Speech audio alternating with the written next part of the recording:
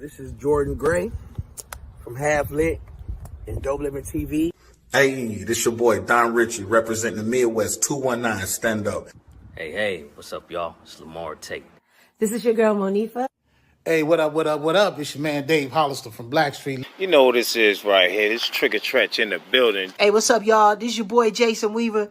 And whenever I'm back home in the Chi, I'm checking out Dope Living TV. Hey, it's your girl, Ladina Howard, and you're watching Dope Living TV, live with Greg Gray and the crew.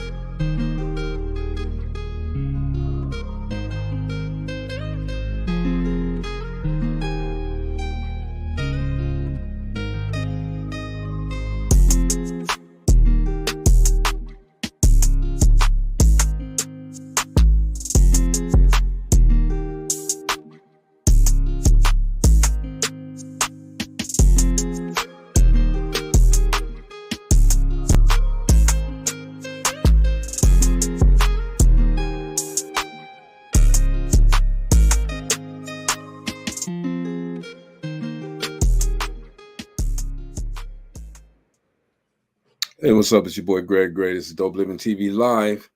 I want to say that the views that are expressed on this Dope Living TV Live are not necessarily the views of Dope Living TV or its affiliates. I want to start off by saying first,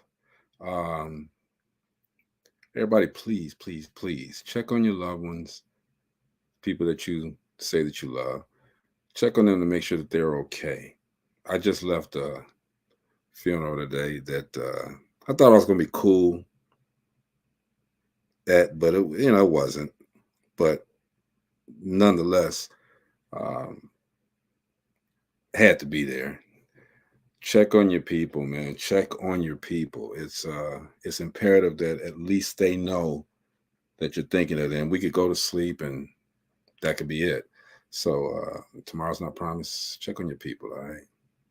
What's up, Jen? Funerals are never okay. I don't care how much you try to prepare for them. You just never prepared. Never, ever. I send my condolences for your loss, bro. Oh, good. Condolences, my brother.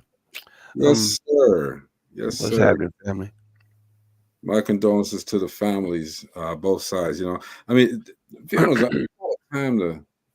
it's not a time to be all crazy and mean and mad with one another. Okay, it's time for everybody to come together and really look at the fact that this is real. And what are we arguing for? What are we mad for when we're still here? That person's gone. We gotta do better.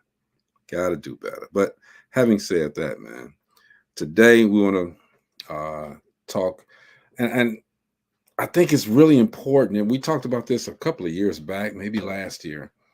And it's important to understand it. And I think we should, people should never stop talking about it. It's domestic violence. It needs to be talked about, and it needs to be. We need to find I don't think there's ever a solution. You know what I mean? But we can define it so at least people can be aware of what it is. Okay.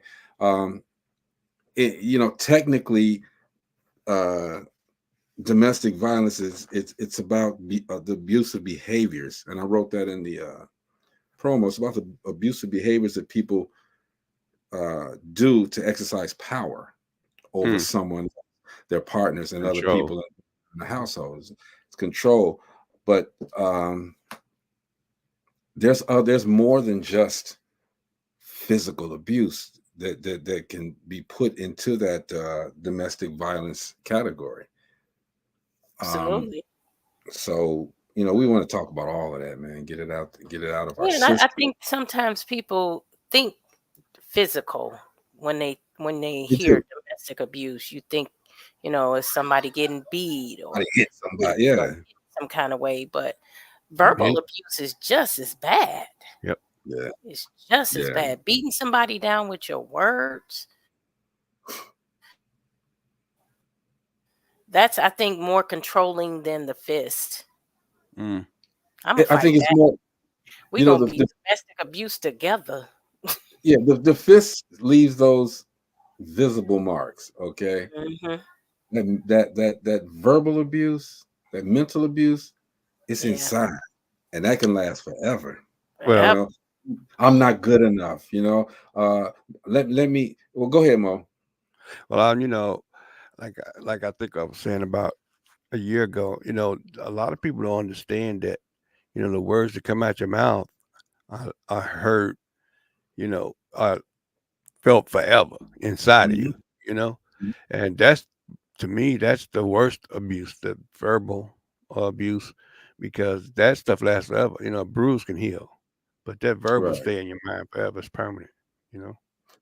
And we somebody had mentioned it's about you lose control. It's a loss of control, and I'm speaking of the hitting part, but it's a loss of control, and it's a loss of Mm. power. When you trying to abuse someone, you want to exact power over that person, so that they'll fear you, so that the actions that made you want to become that abuser won't happen again. So you do all of this so that you can exert power over this person. But it's not necessarily a loss of control. It's a loss of total control. Yep. They want to totally control you. I was looking on YouTube for something that I could put on here, and this ER doctor. Listen to the passion in his voice when he says this. Check this out. This video is for anyone who's been a victim of domestic violence.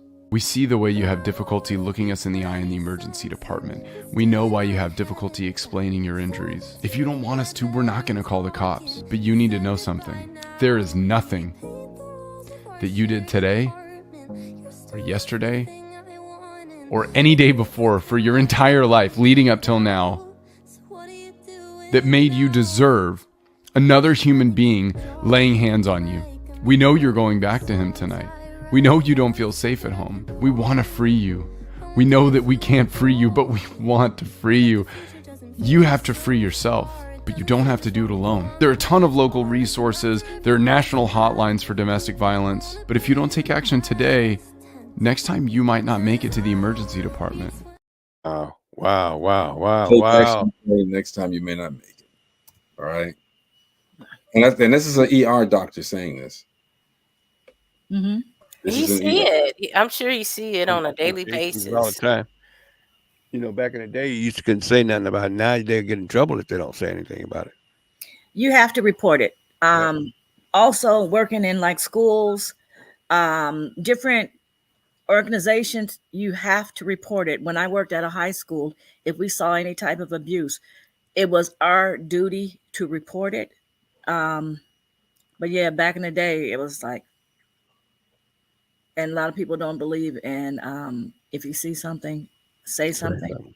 Yeah, But you have to like But that. a lot of people feel like it's not my business. I don't want to get involved. We in a society of that now where you can see somebody people getting don't care. beat up and robbed down on the street, and people will just keep walking, minding their business, trying to Or get laughing. going. Or laughing. Like recently, we've had several in the city of Gary, where I've seen on the scanner where people are like looking over the highway, over a viaduct, and you can tell that they're depressed. They're thinking about jumping, and if you see comments that are written, it's like, "Well, jump." And you see, people think it's funny when you see things in movies, but this is what's really happening. People are like, jump, jump, jump. And like, oh, well, look at that fool and things of that nature. They don't understand what people are going through. Abuse is real. A lot of times you are brought down so small that you feel you have no value. You've been taken away from your family and your friends because you are encouraged to stay away from them, and or your family and friends have tried to get you away from the perpetrator, but you've constantly gone back to the point where they're like, look, there's nothing I can do. I'm sick and tired of it. Don't call me again, because each time you call and I pull you out of here, or I come to try to rescue you or help you, you go right back. Yep. So then they're like, why are you coming to me now? All you're going to do is go back. So Marcella, let me ask a question. Mm-hmm. People being in those positions, where brothers want to come to rescue, to help their sisters. what's the next step that they can do? You know, what else can they do if they want to help that sibling? You know, to They get can out of those kind of abusive relationships. they can call the Do they police. have to be ready to take them in or what? They can call the police, number one, because once Yeah. a lot of times the police come in there and somebody try to file a report. A report needs to be filed, especially if there are bruises and there's something visible. Get them to the hospital, even if there's not something visible, because Well, nine times Marcella, out of let 10. me Mhm, interject there because we want to get into that what you're saying, okay? And I mhm. apologize for interrupting, but let's Okay. let's let's delve into the different types of Okay. abuse of Mhm. domestic abuse and domestic violence. All right, and also the National Domestic Hotline is always available to anybody who's going through that, who thinks that they know someone that's going through that. Uh, we'll scroll the number at the bottom, but it's the National Domestic Violence Hotline. It's 800-799-SAFE. It's 800-799-7233. Can I say So, something about that real quick? When you mhm. call that hotline number, or if you go online to that, online there is a button that you can push so that no one, the perpetrator can't come behind you. Like sometimes they're checking your emails, they're checking your social media to see what what you've been looking up. And if you might be afraid that they can look up and see that you're looking up the domestic hotline. But there Mm. is a button that once you go on that to seek help, you can push that button and all of that's erased. They can't go back in history and find that. Also, there's something with when you're calling that number, I believe the 800-799-SAFE 7233 number, there should be something on there as well. Whereas they cannot come back and look at your recent phone calls to see that you have tried to call that hotline, because that is also a safety issue that a lot of people worry about. Okay. Do So you guys think the restraining orders, you think that is a good tool? It I depends. don't. It I depends, don't. because if a person is not afraid, they can There care has to less. be action. There has to be action behind the restraining order. See, You know, you can't just say, okay, we have a restraining order on them. Okay. I can give you an example of that not working very well at all. Okay. Well, we My didn't had cousin, a bunch of them here in Tennessee go south. my and, cousin and and her you mother, know, go my ahead. cousin and her brother were a victim of domestic violence. They the husband of my cousin was just always uh because he didn't have a job and she didn't, you know, they moved into the house with my aunt, and he started being abusive, so they kicked him out. They got a restraining order. I know I came into town, and one day they came and said that he had broken into the house. All right, so my aunt was a little tough lady. She said, "Well, if he come in again, I got something for him." All right. They had already Mm. had a restraining order, so when he went into the house, and kind of snatched the restraining order. Okay, like that was going to do something. The restraining order is done through the courts. So I told them that they should stay with my mom's house, uh, just in case, because right after we went over there to check the house, we saw him walking down the alley. All right, so the police came and they got him, and something in me said, "Mom, I'm gonna follow the police." So they took him. They didn't take him to jail. They took him and dropped him off maybe about 2 or 3 miles away. All See, right. Then the next day he came in and killed them both. Mm-hmm. sorry to hear that. Restraining order did nothing. You know. Now is that a normal case? Probably not. Okay, but It happens more than you think. I got a call out of Indianapolis. There was a restraining order. It was a gay couple, and she was screaming and crying. I was asking her, was she in a safe spot? Then she was like, "Yeah." There was a restraining order on her lover. 5 a.m. Her lover came in and broke back into the house. She was able to get out the house with her daughter, call the police, but of course, she was gone. And it works sometimes, sometimes it doesn't. If you're one of those folks, male or female, because you have just as many females that are the perpetrators as well. But if you're not really afraid of the police, if you know that pretty much like you just said, you're going to be driven a few blocks away and let go, or you're going to be arrested and let go, you're not afraid. It's a piece of paper. Like you said, he came and grabbed a piece of paper, the restraining order. Yes, it goes to courts. But depending on the court system, the state, the laws, is it going to stick? And is the victim going to press charges? And that's the other thing, and this goes along with the domestic violence. And like Gina said at the beginning, it's not always physical. It's mental. It's sexual. And I can ask this question too. It's psychological and emotional. It's they say there's a spiritual abuse as well. I would love to know what that spiritual abuse is. Economic. Verbal abuse and economic, yes. I would love to know what that's doing. Ella had a question here. She says, "I have if a man is protecting his family from the perpetrator, should they be arrested?"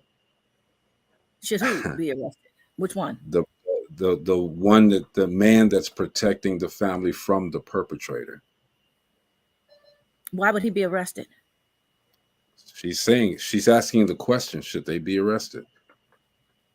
Okay, So, my question in other words, maybe I guess what she's saying is maybe it went to a point where this man, who's protecting the family, may have done some harm to this man, and this man pressed charges, or he may have even killed the man who's been doing that. Should he go to jail? Should he be arrested? I'm on social media. I can't give my side. What? Huh? I'm on social media right now. I can't say how I really feel about that. Well, I think it. is this a question of that she's asking as the no, he shouldn't be arrested. That's my and there's some more to it. Okay, well, see, go ahead. If the person has moved on and started continue living with someone else or got remarried, but the abuser was out there trying to get back in contact with her, and now he's trying to protect the new guy's trying to protect his family. So, I mean, should he be arrested for trying to protect his family? I think is what Ella might be talking about. Yeah, she said, well, he didn't kill him, but he did come back and, maybe did some bodily harm to the person, and that person pressed charges. Okay, so here's my thing. Should he be arrested? Yes, because he did commit a crime. All right. But once everything is said and done, he'll probably get off because of the circumstances. That's just my opinion. All right. And y'all feel free to dispel that if you want. Yeah, I think when it comes to legalities of it is if it depends on what he did to the perpetrator. And what the perpetrator did. So for instance, if they were, at the house banging on the door saying, come out, be whatever, and he went and got a gun and shot through the door and killed him, he probably will be arrested. Yeah, correct. So it all depends on what he did to the perpetrator, how far he went. And it depends on what laws in effect too. Like Tennessee's got council law. You come up on the property, you're in trouble. That's true too. It depends on where you are. Because look at Florida. But if they're in the home, shoot somebody if you feel threatened. Right. And if they're in the home and he's beating the crap out of and he's trying to pull him off or something, and now he's fighting you. Now, I might be wrong, but to me, it sounds like that's self-defense. That's what it sounds so, like what Gina said, it depends. But it has to be proven. Right. And so that's why I'm like, what Gina said, it depends on the different circumstances. Okay. So let's talk about the sexual abuse. You got somebody who's you got a man and lady get together. Okay, the lady has a child. This man, and it's a male or female child. This man decides that he wants to be that guy and abuse the child. I'm going to now jail. We all know that children, me and you both. Children are not actually going. They're afraid to tell. Okay, I mean, what do we do in situations like that? How can we dispel this sexual abuse to children as well as the sexual abuse to the partner? Look, I know a lot of people say that man can't be dead enough, but You know, there's channels to go through if you do find out.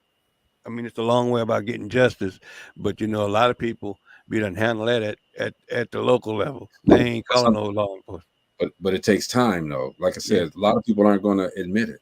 A lot of people aren't saying it. And then there's some people who's crying, who do cry wolf sometimes too, just because they don't like the person, you right? know? Or a divorce, going through a divorce and want custody of the kids, so they'll lie and say things. I would say go to the hospital because there is evidence there, whether it's semen, whether there's bruising there. Let the child support the child to let the child know that they did nothing wrong. Yep. They're not in trouble. They didn't do anything wrong. And the sad part about that, children don't, how can I put this? I heard a guy, now he was gay back in the day, and he's a pastor now. He's a well-known pastor. Mm-hmm. And he made the comment, he went through a phase of homosexuality because he was molested and raped as a child. And he stated that his body, what am I trying to say? It felt good to him after a while. So his body betrayed him because, after a while or whatever, it got to a point, whereas he was too young. He knew something was wrong, but it was someone he should have trusted, family members. And then it was like, even though he knew he didn't want it to happen, but he couldn't stop it from happening. And then his body betrayed him, whereas now it's like, okay, it's used to this, I'm getting this feeling or whatever. And sometimes it get to that point where the kids, they're feeling that they're being loved. They might not feel love in other ways. And they feel, depending on what the adult is telling them, this is a way to show love. They might be giving them money. They might be buying them shoes, like Nikes and clothes and candy or whatever it is. And then they might be threatening them. If you say something, this is what's going to happen to your family. So now they're deathly afraid. I will beat you. I will take you from your mom and I can do, or your dad or whatever. And I can do this anytime I want. So you better not. That's what we said at the beginning. It's about control. Yeah. And I guess it all goes back, even though that's the mental abuse. It can lead to the domestic violence as opposed to domestic abuse. So, and again, everyone, we're not, nobody but Marcella basically deals with this on a day. No, I'm not saying it to be demeaning or anything. I'm saying you deal with this more than or have to talk about it more than we do. So we're not experts at this. We're just giving our opinions about everything. Okay, so don't take what we're saying and run off and say, well, Gina said that you should get arrested because you touched me on my forehead or touched me in the morning and then just walked away. All right. That's a song, y'all. Come on, man. Touch me in the morning. That was over my head, Lord Jesus. Okay. And just walk away. Make sure you leave that 100 on the table, though. But yeah, I mean, so doesn't that also teach them how to deal with the authorities, that they're able to report stuff like that and trust the police department? Say what now? I agree with that, but go ahead, repeat it for Marcella. If they, can learn to trust the police department, doesn't that put that there so they can trust the police department if something else like that happens, so they, if they report it? Okay, so I'm gonna say a little something about the police department, and it's not everybody. Living while black has been a little shaky right there. Yeah, it has. And so because of so many things that's been happening, a lot of our children don't trust the police. Yeah. And sometimes they're the perps. Just saying.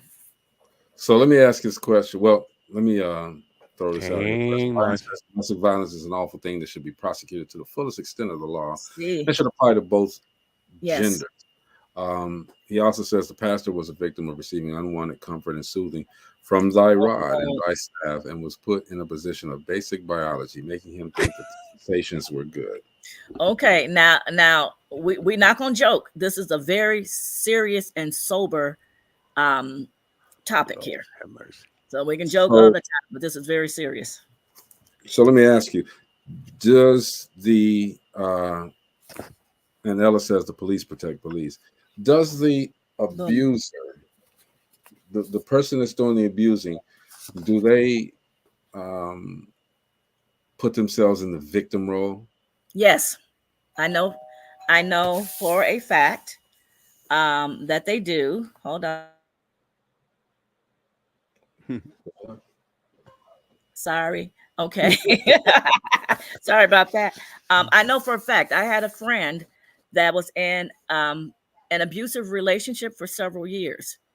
And when she would call the police, she said a couple of times he actually took a wire hanger, and scratched up his back, his arms, hit his face, things of that nature.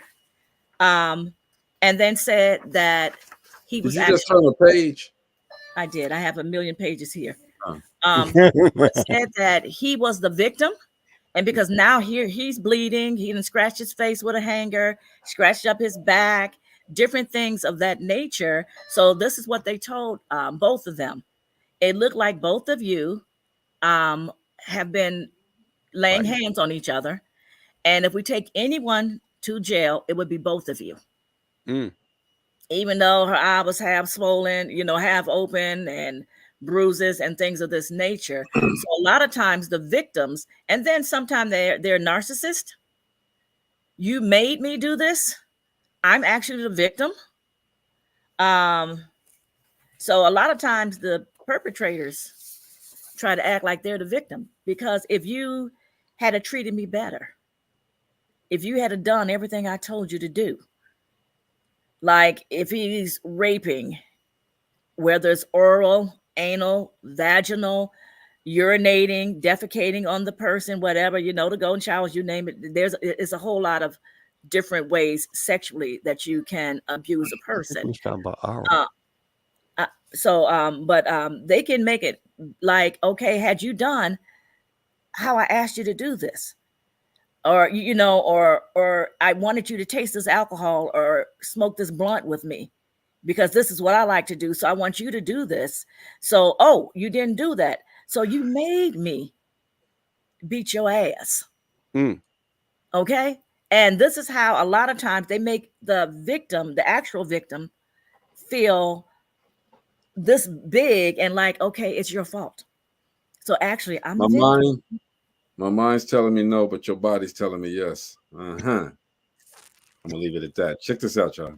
You cannot make someone hit you if they don't have it in them to hit you. No difference from if my 3-year-old or 4-year-old grabbed a bag of flour out the kitchen, or out the pantry or the refrigerator, and spilled it all over the kitchen floor. No way am I going to snatch up that 3-year-old and beat that kid because the flour is everywhere. No, it's not in me. So if it's not in you to hit on your wife, your girlfriend, your partner, your child's, what they call it, your baby mama, if it's not in you to do, you won't do. Clearly it's in you. That's why you. Yeah. Clearly it's in you. That's why you do it. A lot of it is learned behavior. Is what they've gone through, what they've seen. There's a lot of insecurities within themselves. They've gone through so much. So now it's like, I have the power. Maybe while they were growing up or in other relationships, they felt powerless to do certain things. So now I have the power. So I'm going to do what I saw happen in my household, within my family. Do you know what some common signs are of abuse and what to look for? Tell us, Marcy. They're controlling. They're manipulative. They're angry. But telling you that you've never done it. Telling you that you never do anything right, showing extreme jealousy of your friends or time spent away from them, insulting, demeaning, or shaming you, especially in front of others, preventing or discouraging you from spending time with others, particularly, like I said, family, friends, peers, preventing you from making your own decisions, including working or attending school, controlling your finances in the household without discussion, such as taking your money, refusing to provide money for your necessary expenses, pressuring you to have sex or perform sexual acts that you aren't comfortable with, pressuring you to use drugs and alcohol, intimidating you through threatening looks and actions, insulting you, your parenting, or threatening to harm or take away your children or your pets, intimidating you with weapons like guns, knives, bats, mace, destroying your belongings or your homes. Those are some of the things. If you're not sure if you're in an abusive relationship, these are some of the things that is not love. Showing jealousy, to the point of wanting to lay hands on you or, harm you or anything of that nature. So is it always a person who's had a history of abuse that becomes an abuser, or is it because of all of those things that you said that makes that mounts up and makes a person become an abuser? Because see, if you look at a bunch of men, I mean, we've all gone through the unemployment, the lack of this and that, all right. But I guess if you know who you are and you know your self-worth, you don't let that get to you. You don't let that bother you. You don't let that get you to a point of wanting to abuse the person who you say that you love, who you say that you cherish. You want them to feel as bad as you feel, then you neither of you are going to go anywhere. She's Misery going to loves be company sometimes. Yep. Yeah, but again, and I can only speak from my viewpoint. I don't see the sense of it. I've never hit a woman in my life. I don't see the sense of it. It doesn't make any sense. Okay, that person that you're abusing could very well be that person that you need to get you through this bad moment, this bad time in your life. So you're blocking your blessing, actually. Okay, Ella said husband number 2 to the T. Wow. I'm gonna tell you, I have been mentally abused as of recently, as of today, actually. Okay, I've been mentally abused simply because of the fact that I bought this. You know what? Here we go. I bought this telephone, telephone. I mean, this cord for my computer, and it ain't working. It got the sign up here that says it's charging, but it ain't charging. What the hell? I'm abused. I feel used. I feel misused. But think about it. I could be that person that could seriously go back up to the store and say, "Hey, man, look," and become that person. I've heard, and I heard this today. You got, and there's a lot of abuse. Okay, you got people that holds this stuff in, and now they're warning you to, if there's a situation where you're getting distressed in your cars, find some kind of way to diffuse it, okay? Because road rage is it's real. It's craziness. So let me ask you a question. Yes. Marcy. Yeah, you said Marcy. Yeah, let's ask Marcy the question. Ask me. I'm not the expert. Book. You see more than this than any of us do.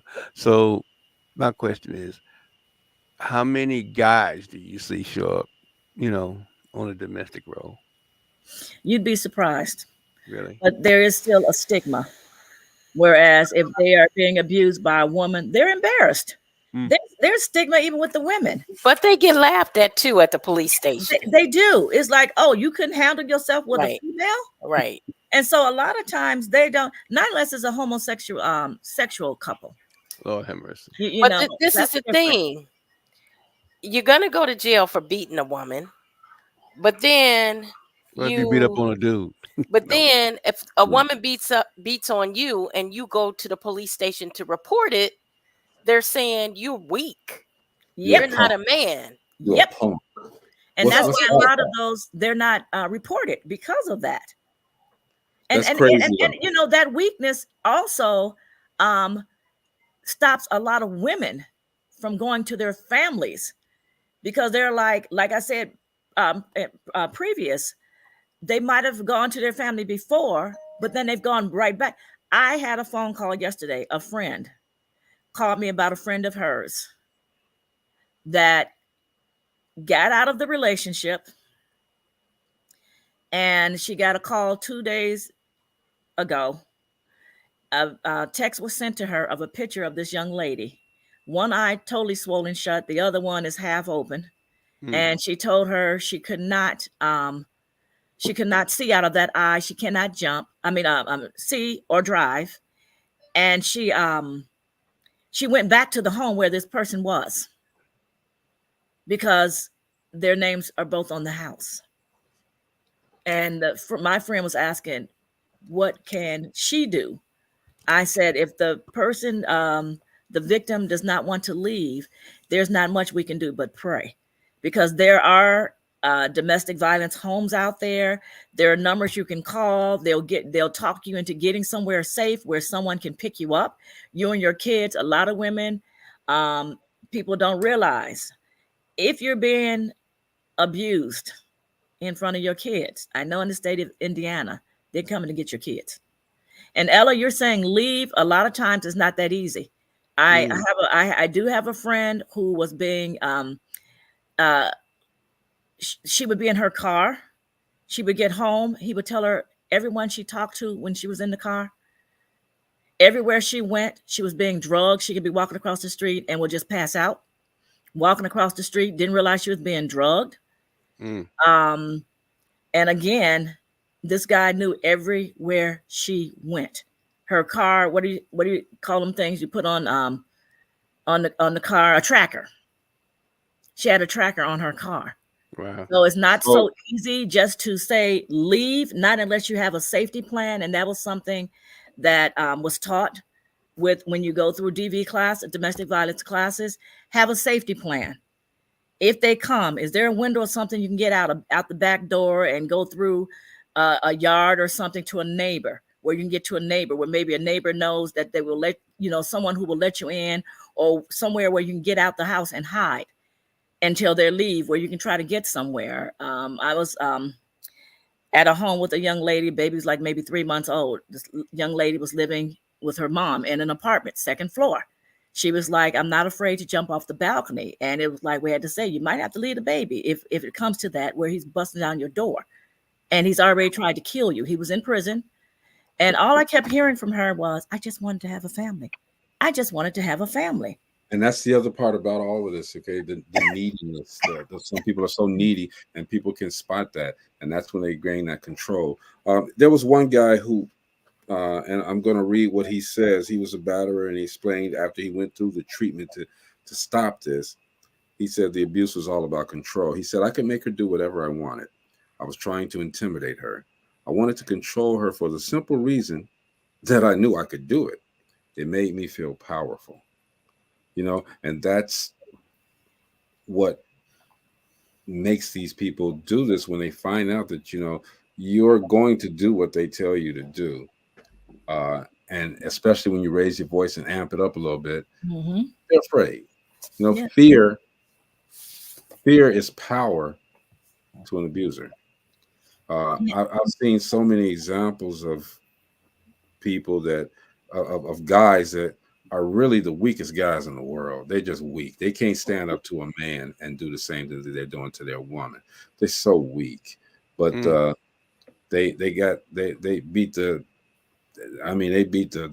tires off of their women, their kids. I think it's something that really, really, really, we need to make those, we need to encourage these women and these men and these children to make that call. Make that call to the National Domestic Violence Hotline, so that they can at least put it out there that this person or these people are abusing me. Okay, they'll come, they will investigate, and they'll see what's up. All right, and hopefully those people on the other side of this, on the other side of the phone, will understand and be as compassionate to you. Show you the compassion that you need. Yeah, with the National Domestic Violence Hotline, they're specially trained people to deal with things like that. But we also need to talk to our legislators to change some of these laws, Because if you have some of the same people going back and forth, in and out of jail, or the police, like you said, taking them a few miles away or a few blocks away and then letting them go, man, just calm down. All right, just calm down, and then let them go. Laws need to be changed. There need to be stiffer penalties for that. And even still, they're going, you got guys that are coming out of jail that don't know any better. So, that's all they know is being trying to hover over someone, trying to be more powerful, because now they got something to prove. They got out of jail and now they got something to prove in this society. Byron says it's very odd amount of sadistic and masochistic behavior with some Stockholm syndrome behaviors as well. Yeah. And what is that, Stockholm? I'm not familiar with when that. you're in love with your abusers. Oh, yeah. And I know a young lady I grew up with. She said, if your man don't beat you, he don't love you. And I laughed at her because I thought she was joking. I thought that was a joke too. Yeah. No, absolutely not. So, I mean, my thing is, we have the conversations about it, but this is one of those things that we can't solve it. It's thank you, Ella. It's generational. And I'm not saying it's inherited. I'm just saying the different generations come in, and there's a different level of abuse. All right, there's a different. You'd be shocked at the abuse in these high schools, in these schools. Oh yeah, these young girls, and I'm like, what the heck is going on here? And they take it. I had a video that I was going to play. This lady's face was so battered up and this and that. It's like, I'm not even going to share that. I'm not going to do that. Because that's not the image that we want to show here at DopelivenTV Live. We want to show the happy faces. We want to show the end result of someone taking action against this type of behavior. But you know what? We need to. A lot of times people don't realize. They hear about it. They don't really see what's going on. They're like, oh well, they probably just get down and show this, then, don't you? Yeah. People, I think people need to see the nitty gritty. You should, Greg, because of one reason. A lot of people be looking in the mirror, don't think nothing wrong with the way they looking. I'm going to see if I can find it again, and I'll play it. Those abuse don't think nothing wrong with having a black eye or swollen lip or whatever. And and what women need to do, if you're going through something like this, get a journal. Start keeping a journal of what you're experiencing, including descriptions of how it made you feel, what happened, any witnesses, what was said by the perpetrator, what you said, what witnesses have said, record dates, times, descriptions of the incident, if furniture was thrown or other things were thrown or broken, take pictures if possible, document any injuries, no matter how small. Seek medical attention, even if there's no visible injuries, especially if you were choked or strangled, because you might not see, neck might be a little red or something, but you might not actually see injuries that are internal. Always file a police report if it's safe to do so. If you can't do it right then, like say the perpetrator is still there, as soon as possible. Also, always memorize someone's phone number that that you can call, that's going to be there to support you, to come get you, that knows that if even have like maybe a cold word or something to say. Like say maybe you don't like Cracker Jacks, but if you tell if you call, like say if I was going through something and Mo was my brother and that's the one I needed to call, and if I would say, and he knew I hated Cracker Jacks, and if I would say, Mo, you know what, I'm having a craving for some Cracker Jacks. That's I'll be over in a minute, sis. To know, for him to keep talking, we're having a conversation, but on another line, or he's like writing something to Mary Ann, call 911. You already have my address. You're getting the police there, and by like, okay, well, I'm gonna bring you some Cracker Jacks. I'm gonna have some Cracker Jacks over there real soon, or something. Let me know. Police are on their way. So always have, and that's part of your safety plan. Have that safety plan. Know someone's number, because in this time that we're now with these cell phones, half the time we don't know anyone's phone number by heart, because we need to know. But have some phone numbers, that you know by heart, because you might have to run for your life and you don't have a phone with you, because a lot of times they'll take the phone, throw it against the wall, break the phone, or just take it from you, knowing that, oh, they're out there, it's 2 a.m. They're running through the streets. That's okay. They can't call nobody. They don't have a phone. But if you can find a 24-hour place, if you can get to a public place where they can't get to you, or get into, knock on someone's door, or something of that nature, and you do have a family member or a good friend that you can call, someone that's not going to just say, girl, that's just how he is, or that's just how she is. Y'all been going through that for a whole, for ages. Someone who's going to sit there and listen to you, whether you call them 10, 15 times. Byron says people have self-esteem issues and also don't know how to evaluate their own work. I was saying, Mo is going to help you, and once he's helped you, he'll be gone like a fart in the wind. No, that's my brother, my big brother. He'll be there for me. I'd be like, more 911's on the way. We got to go pick up the whole Dope Living posse before we come over there. Oh yeah, we there are going to be some problems because we got family deep. And you hear a lot of women say, "Oh, I would never go for that." You'd be surprised at some of the strongest women out there are going through. They don't know what to do because they're too embarrassed to say something, because they're strong. They can be the CEO of a company, have 50 million businesses, 50 million properties, spending money like it's his, just, all of that. And then get hit butt every other day. The video that I was going to play, I can't find it again, but this lady was involved with her husband. She endured this for 26 years of domestic abuse. He was abusing her, abusing the kids, and I didn't see it all the way through, but just seeing that part, I don't know why people stay with their abusers. Is it because they're weak? Is it because that they just, like you said earlier, I love him so much, he's going to change. You always think he's going to change, but you may not get that chance tomorrow. And you're a prime example of why a lot of women don't tell people. You just said, is it because they're weak? And that's what they're afraid of, people feeling that they're weak. There was a study done. You just said I'm a prime example. I've never. No. I'm just saying what you just said. Is it because they're weak? What you just said, is it because they're weak? That's something that they're afraid of, people feeling that they're saying that they're weak for allowing it to happen. But when it comes to economic abuse, it's like, you may be working, but he's taking your check every time you get paid, and he's handling he's giving you what he feels you should have, and he's controlling all the money. So the thing is, the bank account might be in his name, the house might be in his name, the cars, everything, credit cards, everything might be in his name. So the thing is, well, if I leave him, I don't have anything. They're like, I don't have anything. Where do I have to go? I don't have money. I can't get into the bank.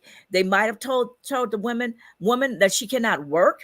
So now, you said 26 years. She might not have worked in 26 years. She has no skills. She has no experience, no money, no car. Because take my car if you want to. That's in my name. I'm going to report that sucker stolen.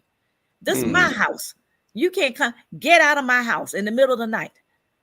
I bought these clothes, even though with your money. And so, see, that's a problem. They're afraid to get out there because it's like, I have nothing. What am I going out here for? And so, Marcy, do these abusers continue that circle of violence when kids are involved? Sometimes they'll abuse the kids as well. One person I know was in a relationship like that for several years, had 2 children. It got to the point whereas she said she was so used to it, it was like, okay, I'm breathing today, so he's going to probably beat me when I get home from work.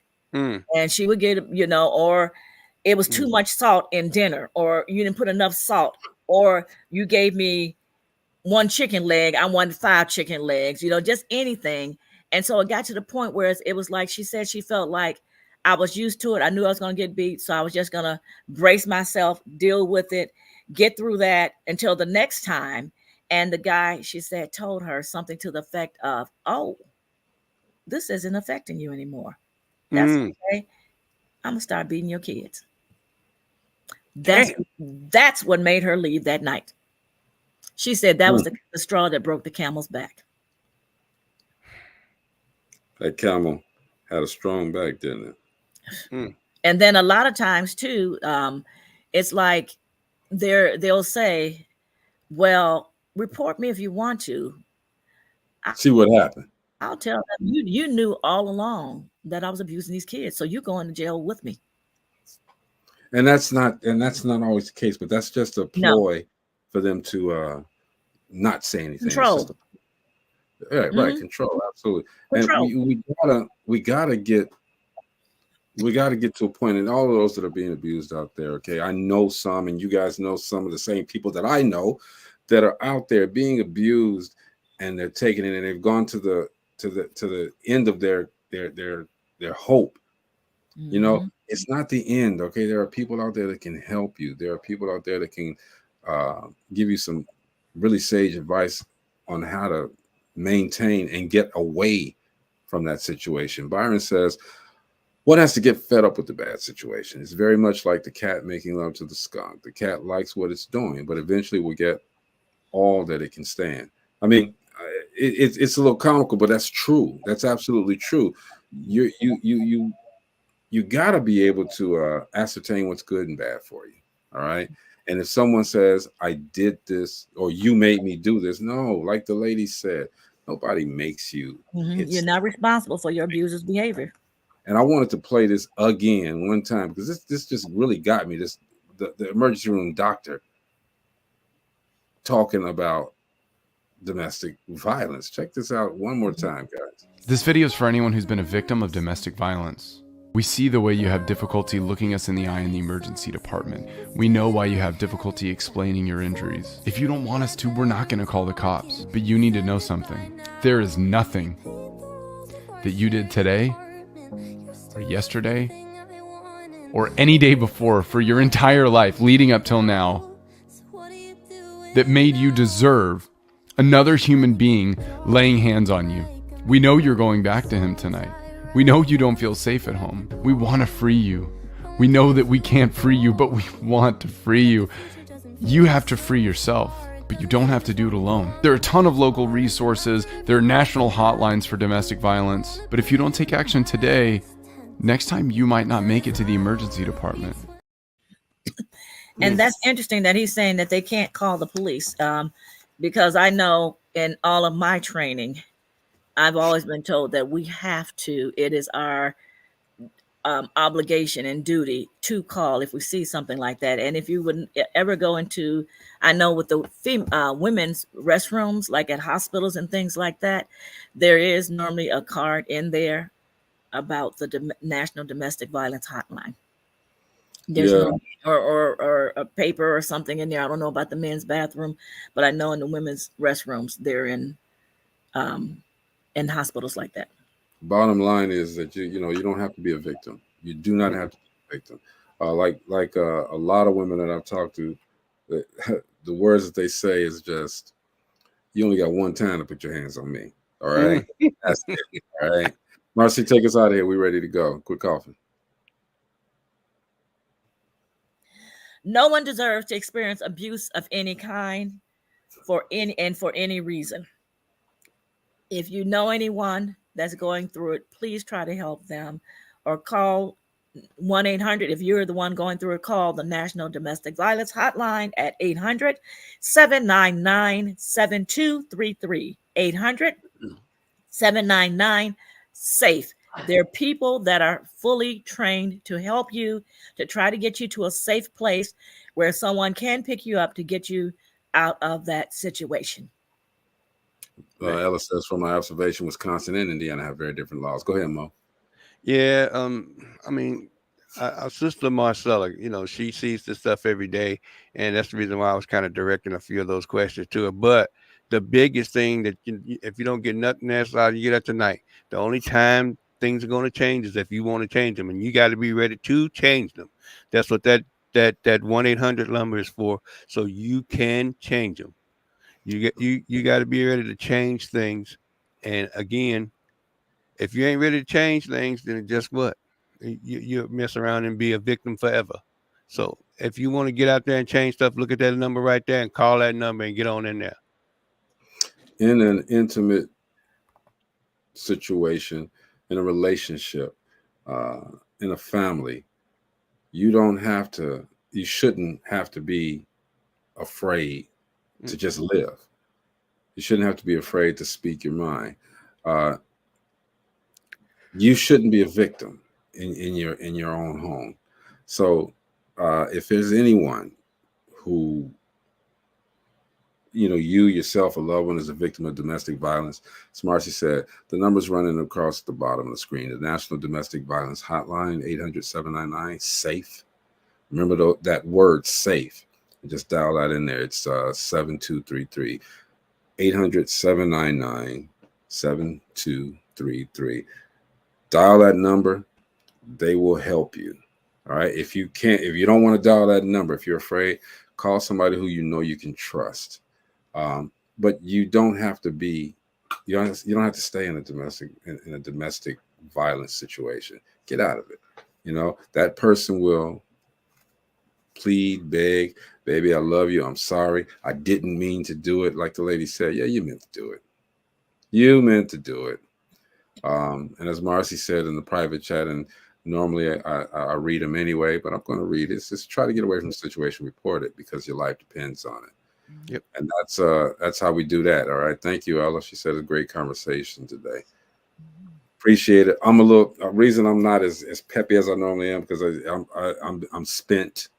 Today's been a day. Like I said, I went to a funeral for a loved one, and just to see the people again, man.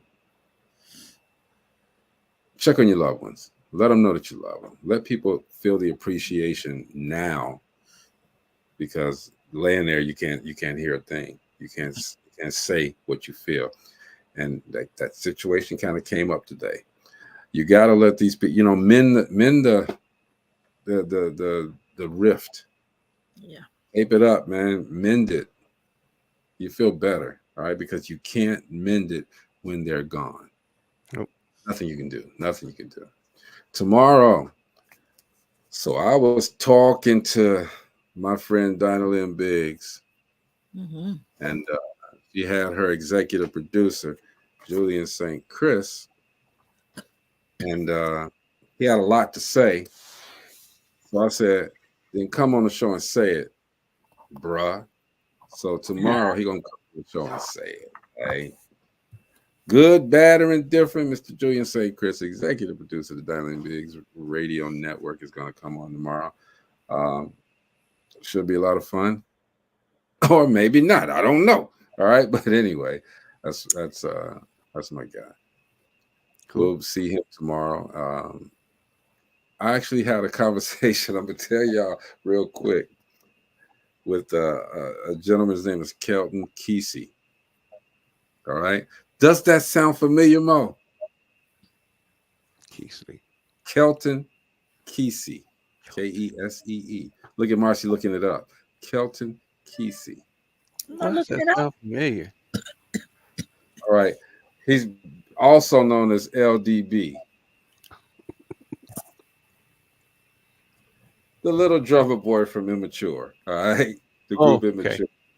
Long time ago. Okay, yeah. Had an interesting. That's been a couple of moons before. A couple of moons, but he's an interesting guy. For my time. Interesting guy. So I want to see what he's talking about too. So stay tuned. Stay tuned. And man, let everybody know. Look, the music video show is back. The Rewind. I put a teaser out there yesterday, and I didn't share it that much. But then when I did share it, it already had like 90 views, 80 something views, I think. So I'm gonna share it like I share everything else. And episode 2 is already done. It's the old school. It's the Rewind. Okay, where we take the music videos from the 80s and 90s and add a little something to it. All right, and it's back. And I've already got a lot of people asking me about it and how they can get down. Okay, how do you get down? Just watch it. All right, watch it. Go to the YouTube channel. Do that. Distinguished Authors Guild. It's coming in November. Make sure y'all involved. It's going to be huge this time, okay? And if you do, even with the subject we're doing, reach out to Marcella in her inbox. All right. If you got a problem and you don't want to talk to anybody else, reach out to Marcella in the inbox. She'll tell you. All right. She'll give you some information to at least steer you in the right direction. All right, y'all. I'm out of here. Mo's out of here. Marcy's out of here. Gina been the hell out of here. All right. You got something you want to say? That. Business. Huh?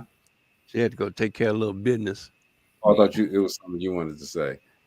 Tony Terry wanted to say something. Yo, this is Tony Terry, and you're watching Dope Living TV. All he wanted to say. All right. This is Dope Living TV. That's it. That's it. This is Dope Living TV. We'll see you guys tomorrow. All right. Peace. Yeah.